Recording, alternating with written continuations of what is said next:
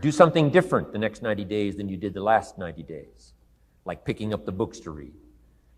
Do something different, like the new health disciplines, relationship with your family, whatever it is, doesn't matter how small it is. If you'll start doing different things with the same circumstances, since we cannot change the circumstances, but we can change ourselves. We can change what we do.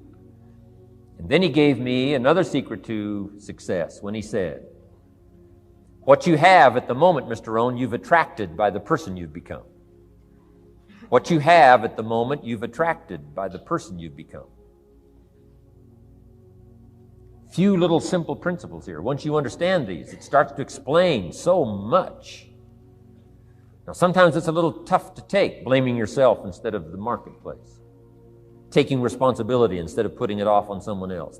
That transition sometimes is a challenging mission. And this one was a little tough for me. He said, Mr. Rohn, you've got pennies in your pocket, you've got nothing in the bank, the creditors are calling, you're behind on your promises. And he says, here's how that occurs. You've attracted, up until now, you've attracted the things to you because of the person you've become. Now I said, well, how can I change all that? He said, very simple. If you will change, everything will change for you. You don't have to change what's outside. All you've got to change is what's inside. To have more, you simply have to become more. And then he said, don't wish it was easier. Wish you were better. Don't wish for less problems. Wish for more skills.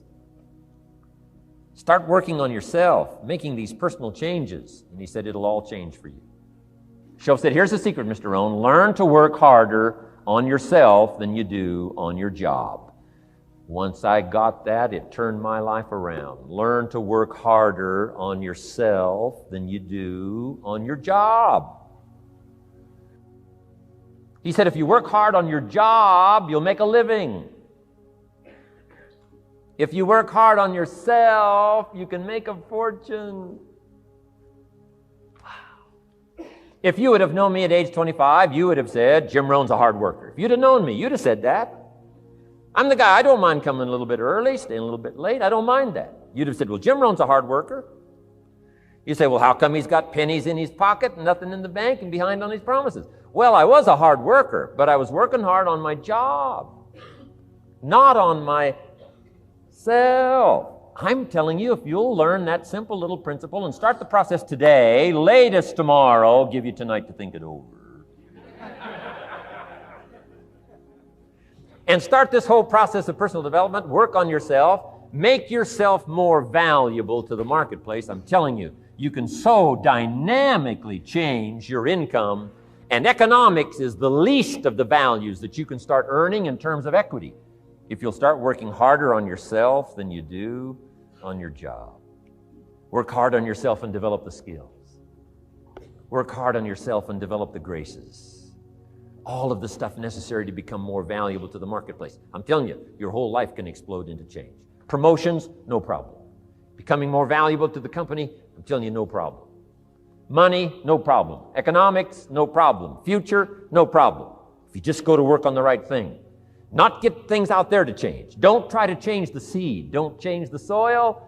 Don't change the sunshine. Don't change the rain. Don't change the mix of seasons. Let the miracle of everything that's available work for you, and start working on the inside. Work on your philosophy. Work on your attitude. Work on your personality. Work on your language. Work on the gift of communication. Work on all of your abilities. And if you'll start making those personal changes, I'm telling you, everything will change for you. Success is something you attract by the person you become. Success is not something you pursue, chase, run after. Success is something you develop, something you become. You attract success. So the whole key to unlock all the treasures, whether it's economic treasures or spiritual treasures, financial, social, personal, every way you can possibly think of, is by your own personal development. And then he added one more, which is so important, and it's probably worth the price of the seminar. Here it is. What you become is much more valuable than what you get. what you become is much more valuable than what you get. The major question to ask on the job is not what am I getting here. The major question to ask on the job is what am I becoming here? Not what am I getting, what am I becoming? So it's very important what you become. Because what you become attracts. If you become cynical, you attract cynicism. What you become attracts. So this whole subject of personal development was so vitally important to me. It changed my life.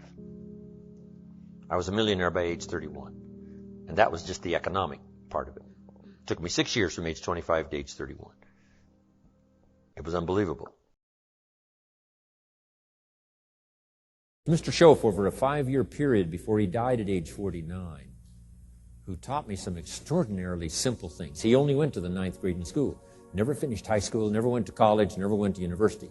So he put his ideas and his experiences in very simple language, which I think for me, kid from the farms of Idaho, that simplicity was so important.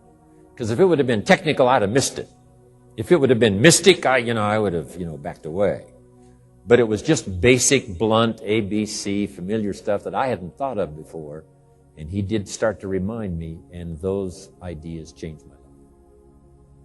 Mr. Shoaff was the one when I said, this is all they pay. He said, you've been working 6 years, Mr. Owen, how come you're not doing better? And I said, this is all the company pays. He says, well, that's not true. I said, no, this is my paycheck. This is all the company pays. He said, no, this is all the company pays you. I thought, that's a new way to look at it, right? He said, doesn't the company pay 2, 3, 4, 5 times this amount to other people? I said, well, yes. He said, well, then this is not all the company pays. It's all they pay you. And if you qualified, wouldn't your income grow 2, 3, 4, 5 times? I said, I suppose. So he said, we don't have to work on the company. We have to work on you. See, that was the beginning of what he called the phrase personal development. I told him things cost too much. He said, no, you can't afford them. I thought, well, that's a new concept. I hadn't thought about that. We put some of the valuable things on the high shelf, so you can't get to them until you qualify. If you want the things on the higher shelf, you got to stand on the books you read. Every book you read, you get to stand a little higher so you can get the things on the higher shelf.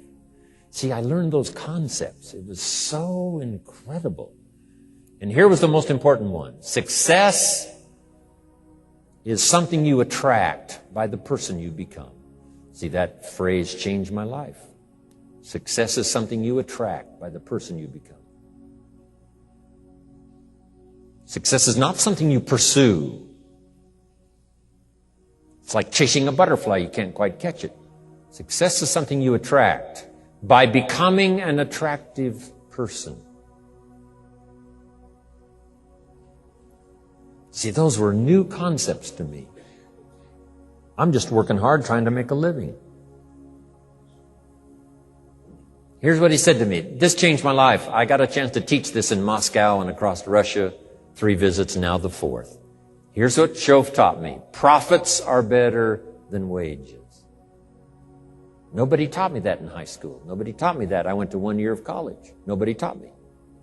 Profits are better than wages. Wages make you a living. Profits make you a fortune. And how could you work on both a living and a fortune? He said, well, you could start part-time working on your fortune while you're working full-time on your living. I thought, wow. Now, he said, it's fun to get up in the morning. Not just getting up, go to work to pay the rent, but to get up to go to work to make a fortune. First, to make a living for my family. Second, to make a fortune. And he taught me how to make both a living and a fortune. Guess what I did? I learned how to make both a living and a fortune. And I found out anybody could do it once they get the information. And at age 25, I started receiving this extraordinary information. Here's what he said. Your income is directly related to your philosophy, not to the economy. I thought, no one ever told me that. I kept hoping the economy would change. He said, no, your philosophy has to change. I assured him that I had my fingers crossed. He said, that won't help. Then what could I do to change my income and multiply it by 2, by 3, by 5, by 10, and then multiply it by 10 again? What could I do? And he started giving me the disciplines and the process of learning the skills to change my life. This was an extraordinary man. Those were extraordinary times for me, life-changing in every manner that you can imagine, but very simple ABC concepts. Here's what I learned. Not to search for the exotic until you've discovered the basic. And those basic philosophies that he shared with me during that time were life-changing. Now, if you're excited and you're ready to change, let me give you 3 steps to start life change that can change your life, your personality, your lifestyle, everything can change. Here's the steps. Number 1, find out how things work. The first key to doing better is find out. To change your life, really, you need ideas. There isn't anything an idea can't change. And Shoaff taught me the major problem is lack of an idea, not a problem. At first, I didn't have any money. I said to Mr. Shoaff, I don't have any money. He said, that's not a problem. Now, see, up until then, I always thought it was. Right? I was confused. He said, no, the problem is lack of an idea on how to create money and wealth. It isn't lack of money, it's lack of ideas. So if you get the ideas, see, you can change anything. Now, to get ideas, you need a constant study of finding out. Now, Shoaff also said, when you find out something that works, put the information in your journal. Don't use your head for a filing cabinet. Put it in your journal so that you can do the next best thing. Repetition, repetition, repetition. Go over it. And if you repeat it, go over it, sure enough, someday, some mysterious day, the idea takes root, starts to grow, and shows up in your bank account, and your dress, and your personality, and your lifestyle. But capture the ideas in your journal. Find out how things work. Shoaff gave me this word for my life change. He said, study. Great word. If you wish to be successful, study success. If you wish to be happy, study happiness. If you wish to be wealthy, study wealth. Don't leave it to chance. Make it a study. Some people just go through the day with their fingers crossed. See, that won't do it. You've got to study the things that can change your economic, social, spiritual, personal life. Now, here's a qualifying phrase. And we'll have several of these qualifying phrases throughout the seminar. Here's the first one. You may not be able to do all you find out. I understand that. You may not be able to do all you find out, but you should find out all you can do. See, you don't want to wind up at the end of your life and discover that you've lived only 1/10 of it. And the other 9/10 went down the drain. Not for lack of opportunity, for lack of information. So that's number 1, find out how things work. Now here's the best human virtue for finding out, curiosity. Make a note of that. Curiosity. Be curious. You might add a word to it that'll help. Childish curiosity.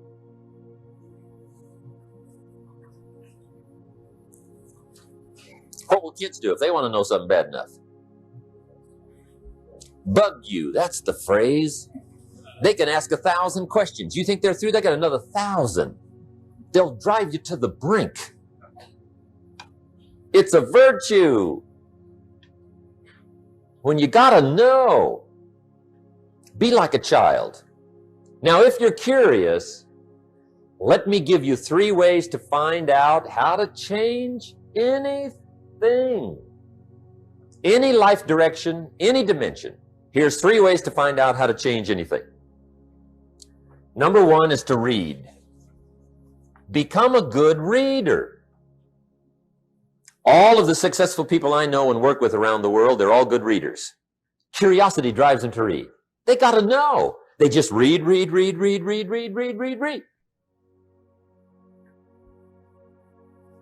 Become a good reader. Now, that's my opinion. Listen to the other lecturers and listen to me and make up your own mind. Don't be a follower, be a student. Okay? I say, really, for life change, you got to read. One way to learn is from your own experiences, but another way to learn is from other people's experiences. See, one book might save you 5 years if you read it. Did you know there's books on how to be stronger, more decisive, be a speaker, be a leader, have a better effect on other people, develop your personality? Did you know there's books on that? And people don't read them? How would you explain that? And they can read.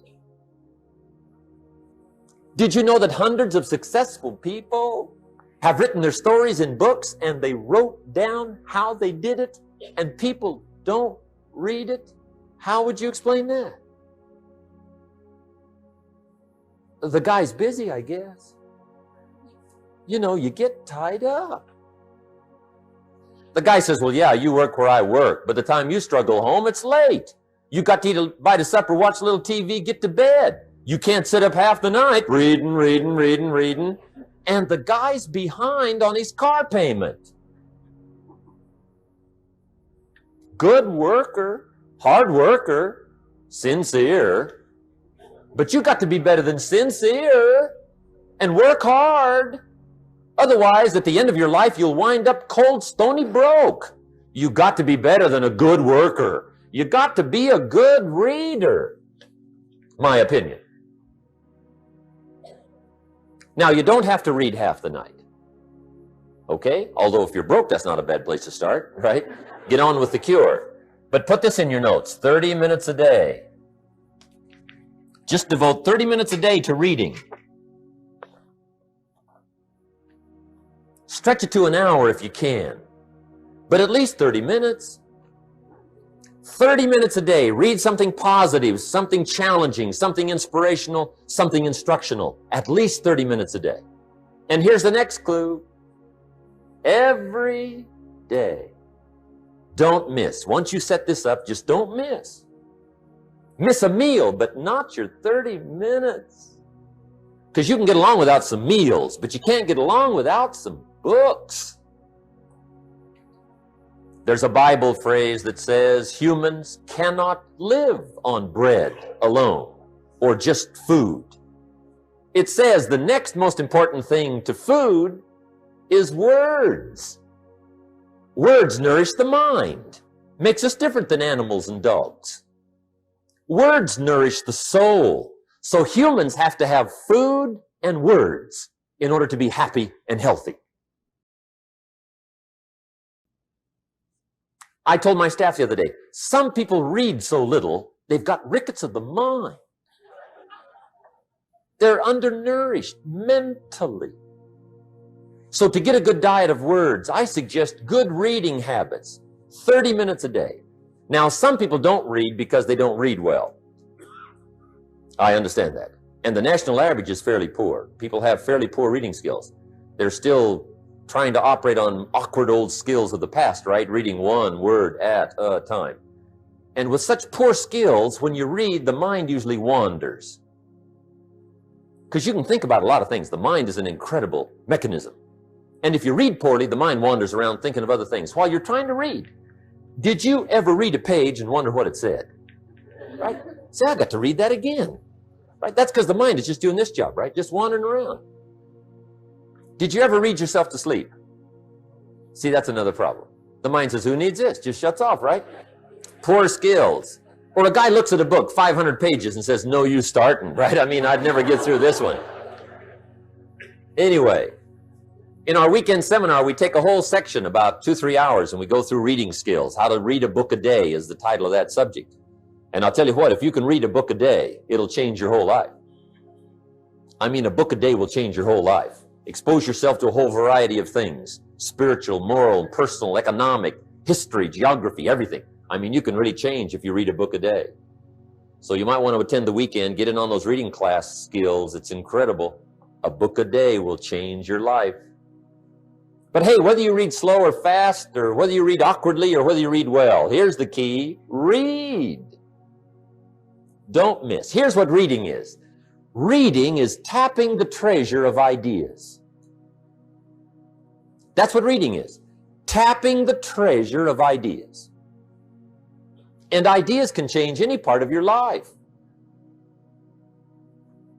And if you've got a good excuse not to tap the treasure of ideas at least 30 minutes a day, or spend the money and get the books, I'd love to hear it. Some people have excuses you wouldn't believe. I say, John, look, I got this gold mine. I got so much gold, I don't know what to do with it all. Come on over and dig. John says, I ain't got a shovel. I say, well, John, get you one. He says, you know what they want for shovels?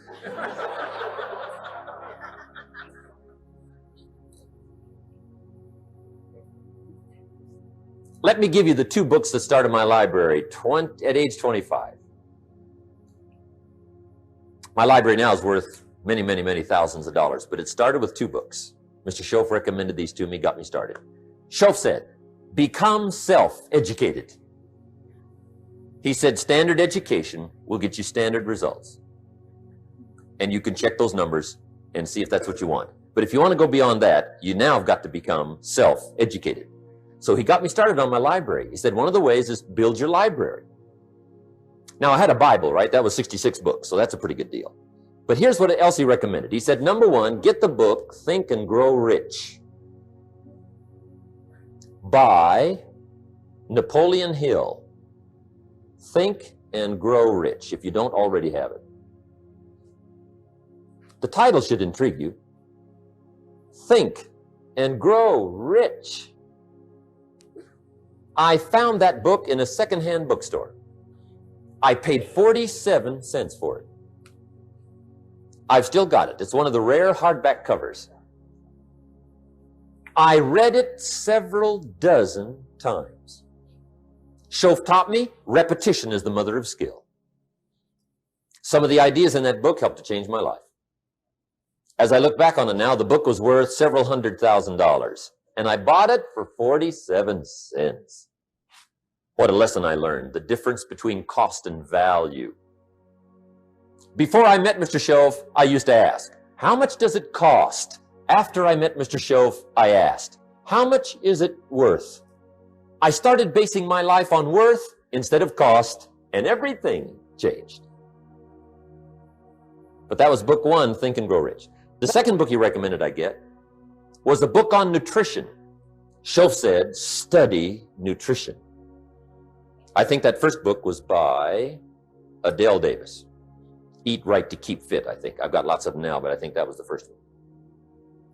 Shoaff said study nutrition, and there's all kinds of books on nutrition. Just read them all. Some are a little weird, but read them all. Right? If you're weird, do the weird stuff. I mean, whatever.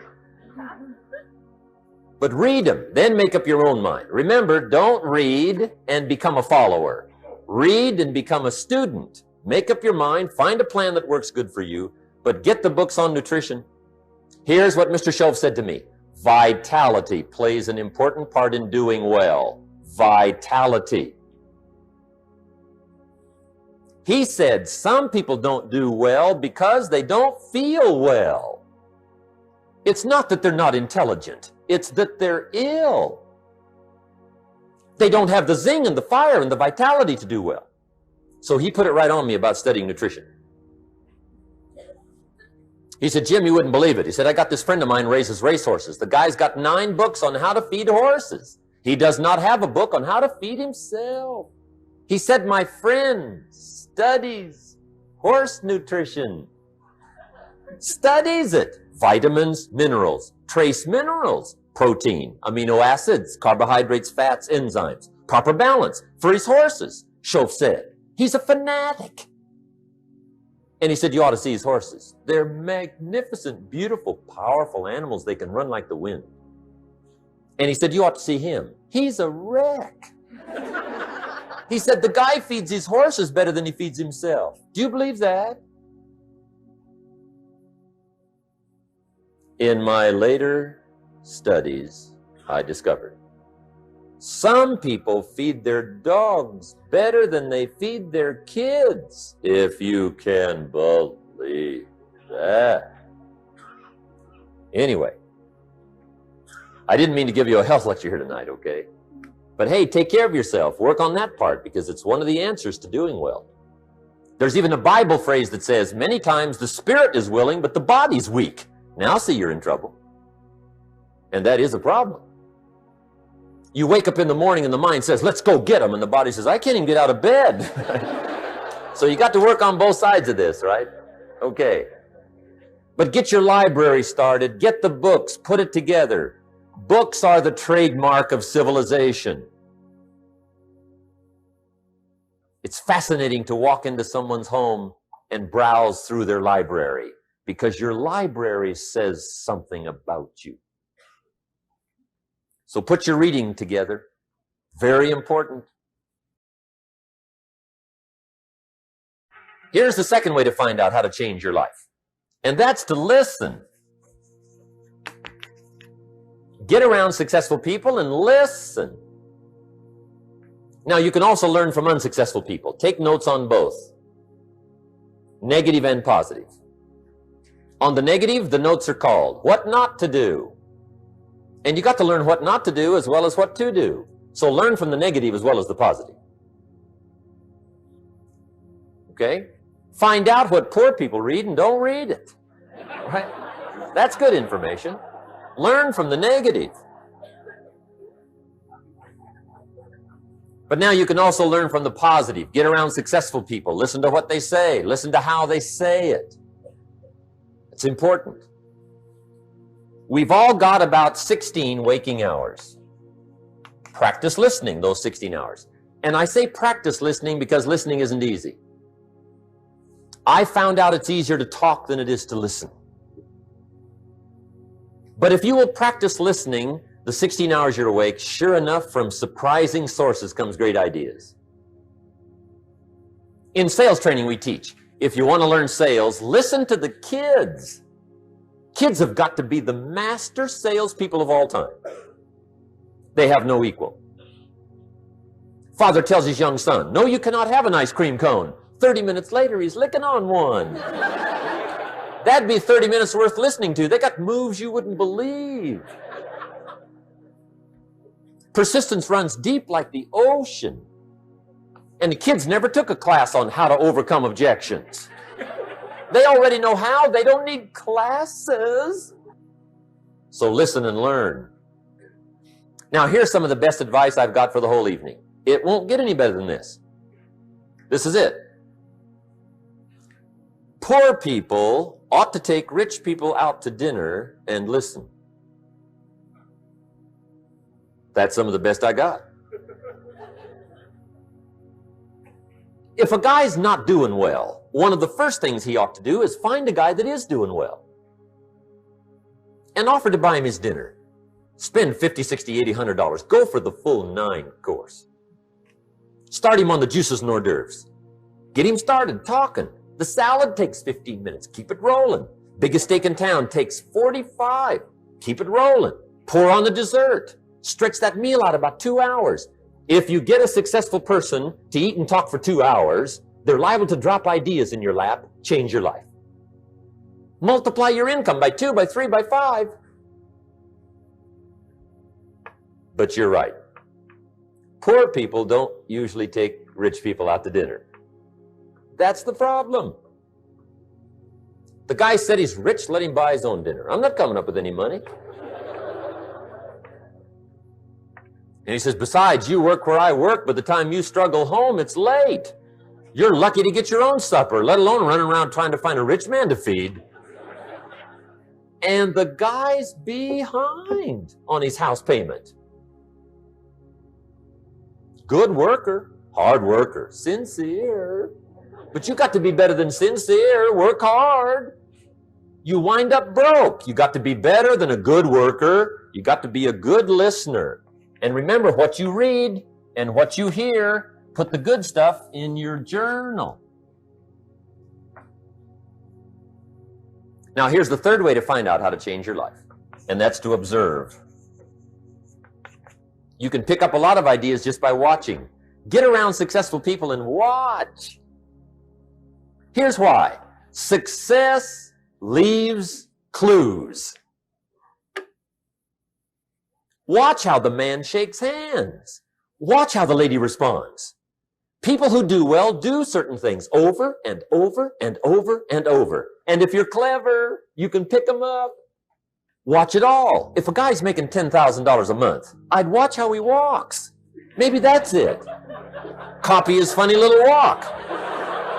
Somebody says, well, that's kind of a silly walk. Say, it's 10,000. I haven't got the money yet, but I got the walk. It's bound to start somewhere. What I ask you tonight is to be unusual and be a good observer of what's going on. You can pick up ideas that can change your life starting tomorrow. Just be a more careful observer. Now remember, there's two ways to see. One is called sight. See with your eyes. The other one is called insight. See with your mind. See with your eyes, you'll see things. See with your mind, you'll see answers. Put your eyes and your mind to work. And the best advice on developing sight and insight is pay attention. Don't miss anything. In the weekend seminar we teach, one of the greatest fatalities to success is preoccupation, lack of concentration. The guy's mind wanders. See, you wind up average. You've got to learn to zero in and concentrate. I read a good article one time, Reader's Digest. The title was, Wherever You Are, Be There. Excellent. Don't miss anything. Now, we've lingered a little bit long on number one here for personal development. Find out how things work, but it's so very important finding out. And I've given you 3 ways to find out. Now, here's the second step to personal development. Okay, number 1 was find out how things work. Here's number 2, go to work. You must now take action on what you found out. In doing business around the world, we call it game plan. Put together your game plan.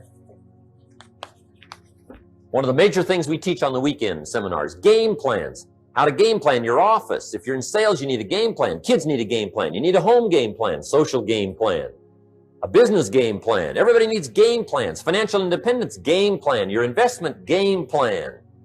Don't think in your head. Put it on paper. Don't operate out of your mind. Operate from paper. I often ask somebody, what are you going to do the next 6 months? And somebody starts to tell me. I say, no, don't tell me. Show me.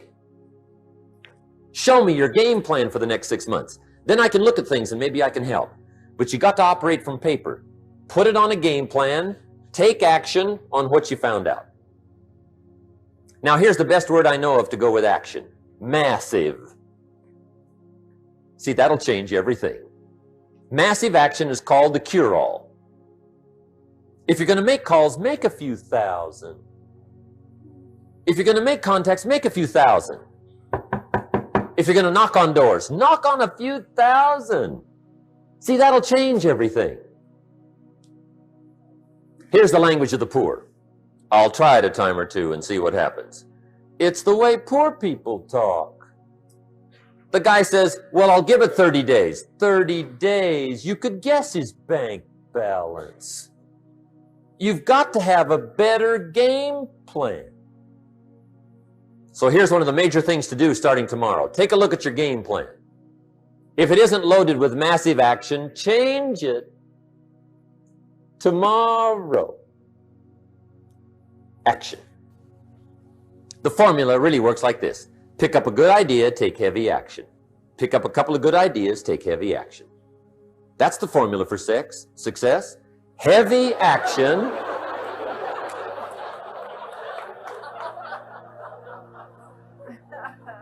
It's a good thing we can edit all this, right? The formula for success, take heavy action on a good idea. right? That's the ratio. Now here's the key. Don't wait till you've learned 2,000 or 3,000 things. Because that way you'll use up all the time. And you could wind up smart and broke. And hey, it's okay to be dumb and broke. But if a guy's smart and broke, that's pitiful. Don't let your learning lead to knowledge. You'll become a fool. Let your learning lead to action. You can become wealthy. And there's many kinds of wealth. I understand that. Not just money. Money's one of the least of all values. I know some people with a lot of money that are very poor. Evita sings, as for fortune and as for fame, they are illusions. They're not the solutions they promise to be. So there's all kinds of wealth, but to get a big share coming your way, you've got to have a heavy action game plan. Now here's the third step to personal development, and we'll wrap up personal development. Step number 3, it's just a little caution, and all through life we need little cautions. This one simply says, don't try to beat the system. Find out how it works, work it, but don't try to beat it. Some people learn just enough to start slicing it, shading it, thinning it, cutting corners, and looking for cheap answers. See, don't fall for that. You'll wind up with a cheap life. Find out how it works best and do it that way. Even though it seems to take a little longer, do it right. Don't compromise with right. Now, under this step, here's another key. Be a quick learner. Don't let it take long to teach you. Learn quick. Don't run at the wall too many times. Learn quicker. One guy said he broke his nose 7 times in the same place. Somebody says, looks like you'd stay out of that place. Learn quicker. Now, the third point here is don't be stubborn. See, some people won't change even when a better way comes. They say, well, I've been doing it this way 30 years. Hey, be ready for change. If it's a better way, go for it. But don't try to beat it. Or you'll be like the guy that went to Las Vegas. He didn't have much money, so he didn't want to risk his money gambling. But he gets to Las Vegas and the jackpot bells are ringing, the money's flowing, the lights are flashing, and he can't help himself. He's got to gamble.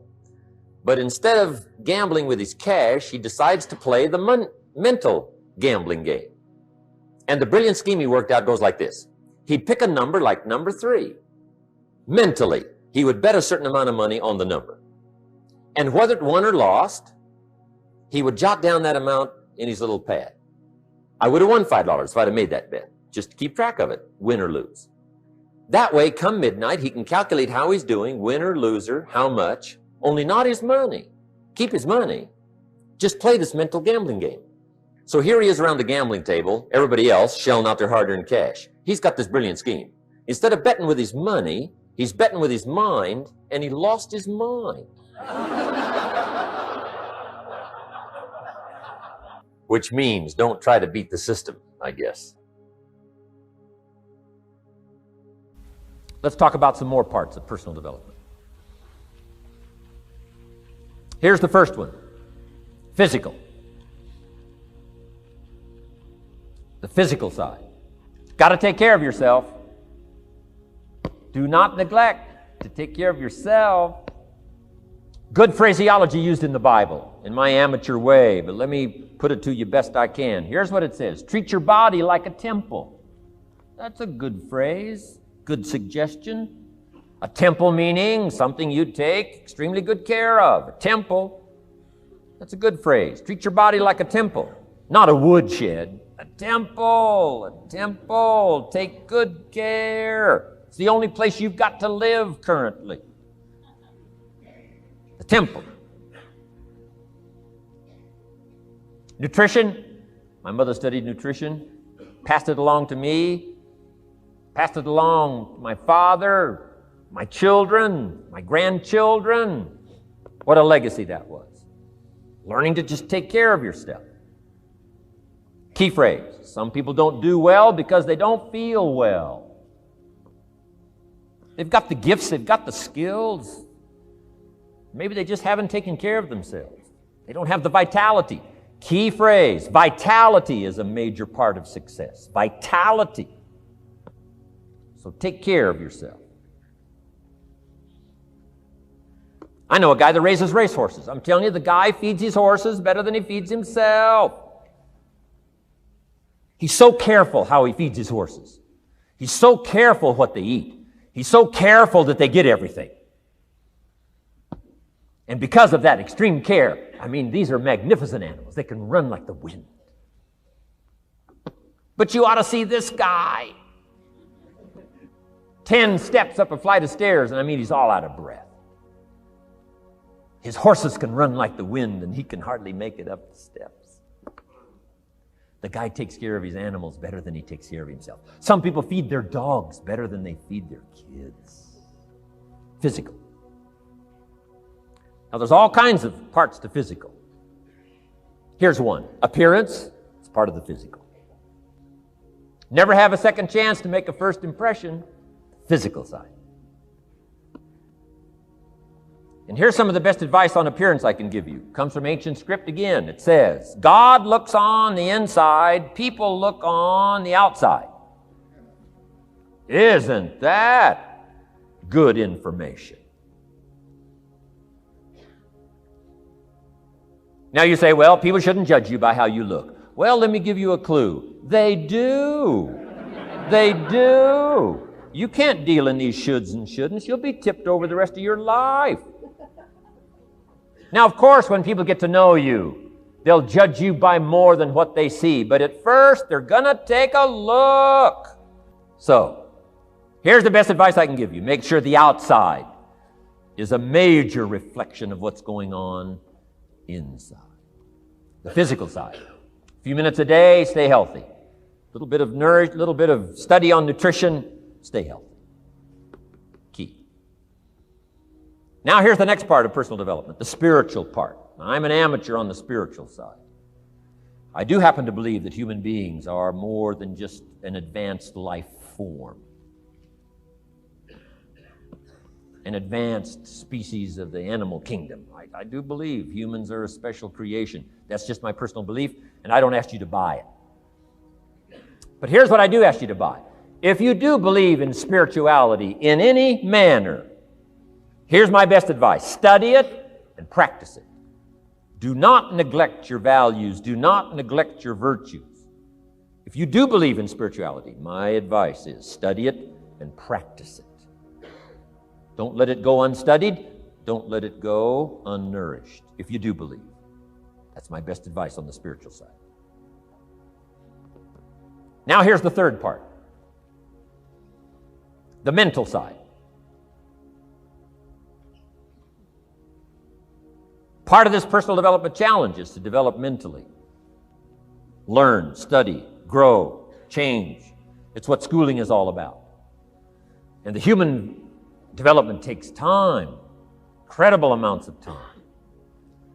That's why we've taken the time for this seminar. It just takes time. Some things you can't cover in a 20-minute speech. You can't cover in a little 5-minute talk. It takes time. For humans, it seems like more time than any other life form, human beings. The little wildebeest in Africa. Guess how much time it's got as soon as it's born to be able to run with the pack so it doesn't get eaten by the lions? Guess how much time it's got? A few minutes. Not hours, not days, minutes. Wow. But the human baby, wow. After 16 years, we're not sure. Right? Unbelievable amount of time it takes. So it does take time for personal development. It does take time for spiritual development, physical development. But here's also what takes time, and that's your mental development. Feeding the mind. Nourishing the mind. Some people read so little, they got rickets of the mind. They couldn't give you a good, strong argument as to their own personal beliefs. I'm telling you, you got to be able to pick up those ideologies. You got to be able to pick up the philosophy. And here's the next part. You got to be able to defend it. If you can't defend your virtues and if you can't defend your values, I'm telling you, even in the 90s, you'll fall prey to philosophies that are not in your best interest. And we've got to help our teenagers, we've got to help our kids especially to be able to debate the major life issues, the political issues and the social issues and the religious issues and the spiritual issues and the nutritional issues and the economic issues and all of the rest of the issues that are valuable for us to build the kind of equities we want. You got to get yourself ready. And one of the ways you got to get ready is not just physical and not just spiritual. You got to get ready mentally.